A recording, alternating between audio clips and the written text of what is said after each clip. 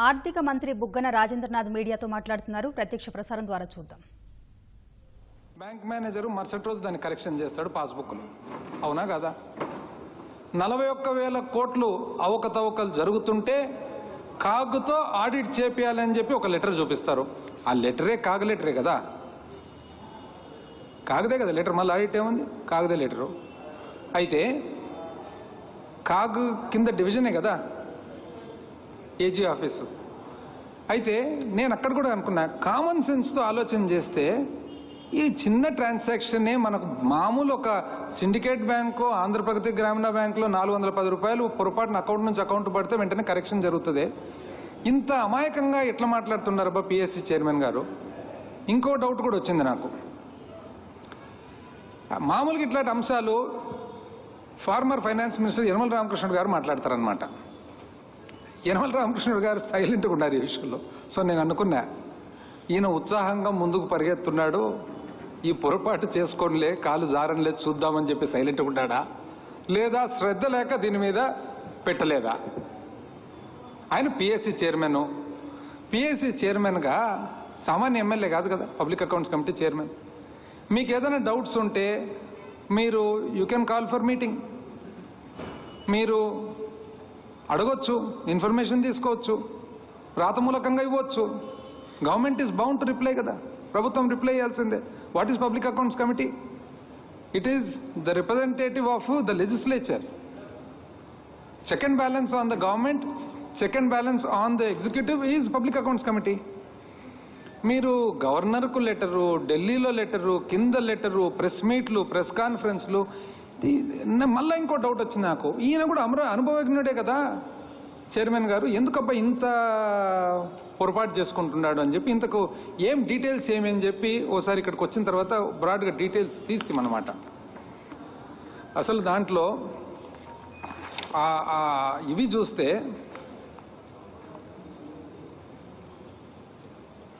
రాష్ట్ర ప్రభుత్వం జమ ఖర్చుల నిర్వహణపై సంచలనం ఆరోపణలు. మరో లేఖ విడుదల చేసిన పిఎస్సి చైర్మన్ గారు. మరో లేఖ, పాత లేఖ, కొత్త లేఖ. సో ఇది చూసిన తర్వాత అసలు ఏంది ఇది అని చెప్పి చూస్తామన్నమాట. ఇది సర్వసామాన్యంగా, సాధారణంగా, నార్మల్గా ఏదైనా కానీ ఆడిట్ చేసేటప్పుడు ఆడిట్ సంస్థ ఎన్నో క్వశ్చన్స్ వేస్తారనమాట. Basically it is a question of reconciliation. రికన్సిలేషన్లో ఏమని చెప్పినారు? 41,000 చిల్లర కోట్ల వివిధ బిల్లులు పేమెంట్స్ జరిగినాయి.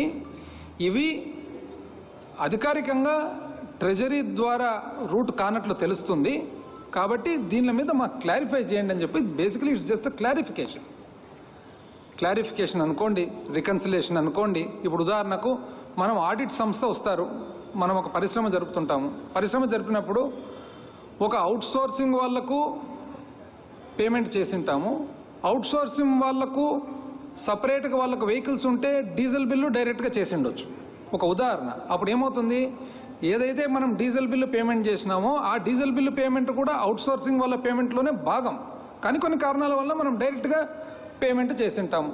సో రికన్సిలేషన్లు ఏమంటాము? అవునండి, 10,000 రూపాయలు ఈ అవుట్ సోర్సింగ్ ట్రాన్స్పోర్ట్ కాంట్రాక్టర్కి ఇవ్వాలి, 6,000 రూపాయలు మేము డైరెక్ట్గా పేమెంట్ చేసినాము, 4,000 రూపాయలు మేము డీజిల్ బిల్లు కట్టినాము, డీజిల్ బిల్లు మళ్ళీ 6,000తో పాటు కలిస్తే 10,000 అవుతుంది. ఇది ఒక ఉదాహరణ, ఈ టైప్ ఆఫ్ ఎగ్జాంపుల్.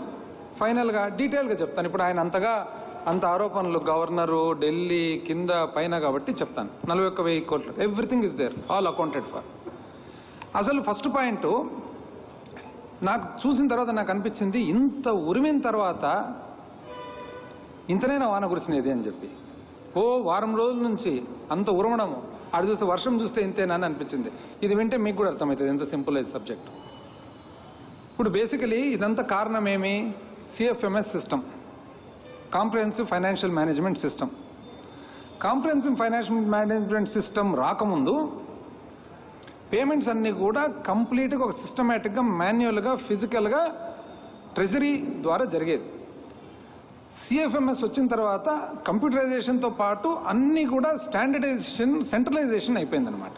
అయితే ఇది ఎప్పుడు స్టార్ట్ అయ్యిండేది? సిఎఫ్ఎంఎస్ ప్రతిపక్షం పార్టీ పొద్దు నుంచి సిఎఫ్ఎంఎస్ అని అంటారు. ఎప్పుడు స్టార్ట్ అయింది సిఎఫ్ఎంఎస్? 2018 ఏప్రిల్ నెల, if I'm not mistaken. Correct date కూడా 2/4/2018 వర్క్ స్టార్ట్ అయింది సిఎఫ్ఎంఎస్. స్టార్ట్ చేసిన తర్వాత ఎంత ఆలోచనతో వాళ్ళు సిఎఫ్ఎంఎస్ చేసినాడో మీకు చెప్తాను చూడండి. మామూలుగా పేమెంట్ ఈజ్ ద నర్వ్ సెంటరా? ఇంచుమించు మనకు వెన్నెముక మాదిరి పేమెంట్ ప్రభుత్వానికి. సిఎఫ్ఎంఎస్ సిస్టమ్ ద్వారా పెట్టి ఎవరి చేతుల్లో పెట్టినారండి? సిఇఓ ఎవరప్పుడు? ఒక ప్రైవేట్ వ్యక్తి, ప్రభుత్వ ఉద్యోగి కాదే. ఒక ప్రైవేట్ వ్యక్తిని తెచ్చి సిఇఓగా పెట్టినది పాత ప్రభుత్వం. ఎస్ఏపి సొంతం డెవలప్ చేసుకోకుండా ఎస్ఏపి వాళ్లకు ఇంట్రెస్ట్ చేసినారు ఈ సిఎఫ్ఎంఎస్ నడిపే విధానము, దానికి సంబంధించిన సాఫ్ట్వేరు ఎక్సెట్రా. అంటే ప్రభుత్వానికి సంబంధించిన టోటల్ వెన్నెముకను తీసుకొని పోయి ఎస్ఏపి ద్వారా, ఎస్ఏపి ఈజ్ అ ఈఆర్పి, కానీ ఆ ఈఆర్పి ప్యాకేజ్ వాడాలన్నా స్టేటే ఒకటి రోబస్ట్ ప్యాకేజ్ డెవలప్ చేసుకోవాలన్నా అనేది ఒక ప్రశ్న. రాష్ట్రం జనరల్గా రోబస్ట్ ప్యాకేజ్ సొంతం డెవలప్ చేసుకుంటుంది, కానీ వీళ్ళు పోయి ఎస్ఏపికి ఇచ్చినారు హ్యూజ్ రేట్ 300 చిల్లర కోట్లు ఇచ్చి ఎవరి చేతుల్లో పెట్టినారు? ఒక ప్రైవేట్ వ్యక్తి who's not even government employee. పెట్టిన తర్వాత 2019కి ఒక సంవత్సరం రోజులు డెవలప్ అయ్యి కాని సిస్టమ్ వదిలిపెట్టిపోయినారు. డెవలప్ అయ్యి కాని సిస్టమ్ను మనం కనుక్కొని దాంట్లో లొసుగులు కొనుక్కొని దాన్ని రెక్టిఫై చేసుకుంటూ స్టెప్ బై స్టెప్ చేసుకుంటూ వస్తుంటే 2 సంవత్సరాల తర్వాత ఇంకా కూడా ఒక సంవత్సరం టైం మిగిలిందని చెప్పి ఇంకా సంవత్సరం పడుతుందనేది మనకు తెలుస్తుంది ఈరోజు. ఉదాహరణకు ఏ పేమెంట్ అయినా కానీ ఇంతకుముందు సబ్ ట్రెజరీ పోయి సబ్ ట్రెజరీ ఆఫీసరు అథెంటికేషన్ చేసిన తర్వాత పేమెంట్ జరగాలి. ఇప్పుడు కంప్యూటర్ ద్వారా పోతుంది కాబట్టి ఆటోమేటిక్గా ఆథరైజేషన్ అనేది ఫర్ వేరియస్ ఫంక్షన్స్, ఎన్నో పనులకు ఆథరైజేషన్ అనేది ప్యాకేజీలో ప్రోగ్రాంలో భాగంగా ఉండాలి. అది లేదు. ఇట్లా ఒకటి కాదు, ఎన్నో ఉన్నాయి. ఈరోజు దాదాపు కొంతవరకు ఇంతకుముందు చాలామంది కంప్లైంట్స్ చెప్పేవాళ్ళు, మాకు శాలరీ రాలేదు, మాకు అది రాలేదు, మాకు ఇది రాలేదు. ఇవన్నీ ఎందుకు? Because there is a deficiency in the package which we're rectifying. ఎవరు స్టార్ట్ చేసిండేది ఇదంతా? గత ప్రభుత్వం. వాళ్ళు చూసుకున్నట్లేరు ఎందుకనేది. ఇప్పుడు 41,000 కోట్లకు ఉదాహరణకు నేను చెప్తాను ఏ విధంగా అది అకౌంట్ ఫర్ అవుతుందో. ఒకటి, funds transfer to PD accounts and left unutilized were lapsed. ఎన్నవి? 15 బిల్లులు అయితే 10,895 కోట్లు. అంటే దయచేసి కొంచెం అక్కడ మాట్లాడొద్దని చెప్పండి అమ్మ వాళ్ళకు. దయచేసి సైలెంట్గా ఉండమనండి. ప్రెస్ వాళ్ళందరికీ అర్థం కావాలి కదా. ఇదంతా technical subject, financial subject, figures. దయచేసి సైలెంట్గా ఉండమనండి. 15 బిల్లులు 10,895 కోట్లు 2021. అంటే what is this? What is PD account? Personal depository account. ఇది అంటే ఒక పర్టికులర్ కార్యక్రమానికి సంబంధించి ఒక పీడీ అకౌంట్ ఓపెన్ చేస్తారు. ఆ పీడీ అకౌంట్లో అంటే ఇప్పుడు ఉదాహరణకు మనకు సెంట్రల్ స్కీమ్ ఉంటుంది, ఎన్ఆర్ఈజిఎస్ ఉంటుంది. ఎన్ఆర్ఈజిఎస్కు ఒక పీడీ అకౌంట్ ఉంటుందన్నమాట. ఆ అకౌంట్లో బడ్జెట్ ఏదైతే రిలీజ్ చేస్తామో మార్చి 31 నాటికి ఒకవేళ మనం వాడకుంటే డబ్బులు, వాడని డబ్బులు వాపస్ మళ్ళీ కన్సాలిడేటెడ్ ఫండ్కు పోతుందన్నమాట. సో ఆ ట్రాన్స్ఫర్ జరుగుతుంది. ఇంతకు ముందు ఎట్లుండేది? ఇది బ్యాంకులో డబ్బులు పెట్టేవాళ్ళు, బ్యాంకు నుంచి మళ్ళా త్రూ ట్రెజరీ అథెంటికేషన్ వాపస్ పోయేది. But that was the TDS system. ఇప్పుడు అంత ఎలక్ట్రానిక్ మూవ్మెంట్ ఉంది. కాకపోతే ఆ ఎలక్ట్రానిక్ మూవ్మెంట్ జరిగేటప్పుడు ఆటోమేటిక్గా క్యాప్చర్ కావాలి. ఆ క్యాప్చర్ అయ్యే ప్రోగ్రామ్ ఈజ్ ల్యాకింగ్. అందుకని 15 బిల్లులు 10,895 కోట్లు 2020-21 సంవత్సరంలో ఆ 41,000లో ఇదొక భాగం. పోనీ మీరు అడగొచ్చు 2020-21లో మాత్రమే జరిగిందా ఇదని. ముందది కూడా చెప్తాను చూడండి. 2018-19లో సిమిలర్లీ 19,530 కోట్లు ఉన్నింది. సేమ్ ఇదే సిస్టమే. పీడీ అకౌంట్లో డబ్బులు ఉన్నాయి, మార్చ్ 31కు ల్యాప్స్ అయింది. ల్యాప్స్ అయినప్పుడు వాపస్ కన్సాలిడేట్ ఫండ్కి వచ్చింది. That was not captured because of a lacuna in the program. Similarly 2019-20లో 20,998 కోట్లు. అదేవిధంగా ఇంకొక పాయింట్, ఒక్కొక్కసారి ఏమవుతుంది, centrally assisted state plan CASPs వస్తాయి సెంట్రల్ గవర్నమెంట్ నుంచి అసిస్టెన్స్. మార్చ్ 31 అయితేనే అది ల్యాబ్స్ కాకుండా రీవాలిడేషన్ చేస్తామన్నమాట.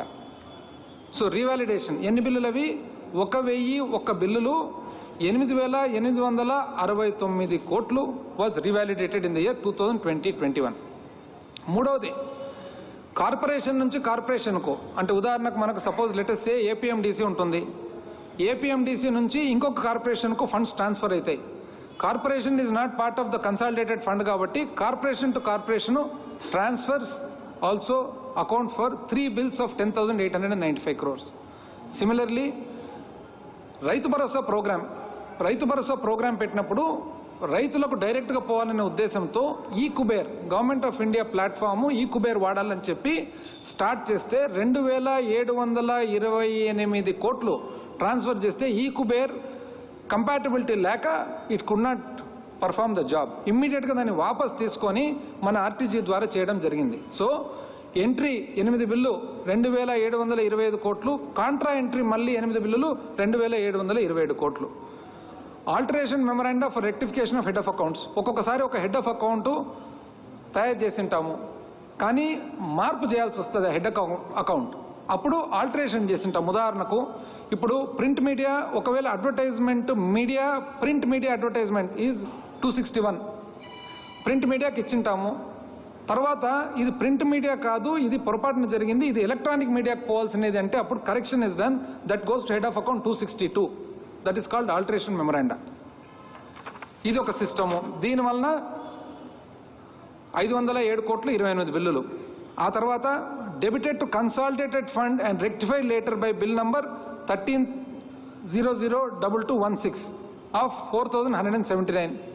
ఏదైతే చేయూతకు సంబంధించి సిమిలర్లీ జస్ట్ లైక్ హౌ రైతు భరోసాది జరిగిందో 4,179 కోట్లు.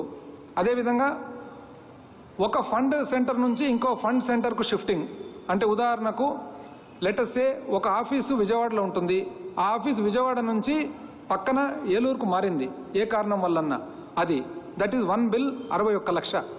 అదేవిధంగా RLB to ULB upgradation from village, కొన్ని విలేజ్ పంచాయతీ నుంచి అర్బన్ ఆర్ఎల్బి నుంచి యూఎల్బి అంటే కొత్తగా ఫామ్ అయిన మున్సిపాలిటీస్ ఉన్నాయి, అది మార్చినారు. అవన్నీ 44 బిల్లులు 14.32 కోట్లు.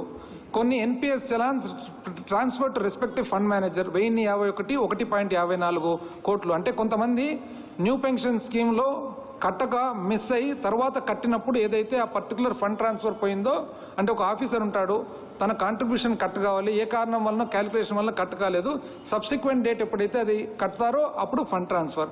ఎన్నవి 1051 బిల్లులు 1.54 కోట్లు. అదేవిధంగా జిఎస్టీ, మామూలుగా ఏ వర్క్స్ కాంట్రాక్ట్ కానీ సర్వీస్ కాంట్రాక్ట్ కానీ జరిగినప్పుడు జిఎస్టీ కట్టాల్సి వస్తుంది. జిఎస్టీ కట్టినప్పుడు ట్యాక్స్ డిడక్షన్ అట్ సోర్స్, అంటే బిల్లు పేమెంట్ జరిగేటప్పుడే డిడక్ట్ అవుతుంది. డిడక్ట్ అనేది డైరెక్ట్గా జిఎస్టీఎన్కు క్రెడిట్ అవుతుంది, నేషనల్ జిఎస్టీఎన్కు. అట్లాంటివన్నీ 8,602 బిల్లులు 224 కోట్లు. అదేవిధంగా TDS and GST transferred reprocess due to payment failed. ఒక్కొక్కసారి ఏమవుతుంది, జిఎస్టీ కట్టింటారు, ఏ కారణం వల్లనో అకౌంట్ రాంగ్ అనో ఇంకోటో మిస్టేకో ఫీడింగ్ ఎర్రరో మళ్ళీ రీప్రాసెస్ చేసినప్పుడు 2 బిల్లులు 8 లక్షలు, అంటే డైరెక్ట్ 8 లక్షల నుంచి it is captured. Exactly 10,768 bills 41,043 crores. అంటే 8 లక్షల నుంచి కూడా క్యాప్చర్ చేసి వీ హ్యావ్ ద డీటెయిల్స్. ఎందుకు జరిగింది అని చెప్తా. Because during the process of implementation of CFMS there are certain lacuna, కొన్ని ప్రోగ్రామింగ్ ఎర్రర్స్ ఉన్నాయి. ఆ ఎర్రర్స్ ఒకటొకటి కరెక్ట్ చేసుకుంటూ వస్తున్నాం. దీనికి ఎవరండి కారకులు? ఇంత ఆశ్చర్యంగా, అసలు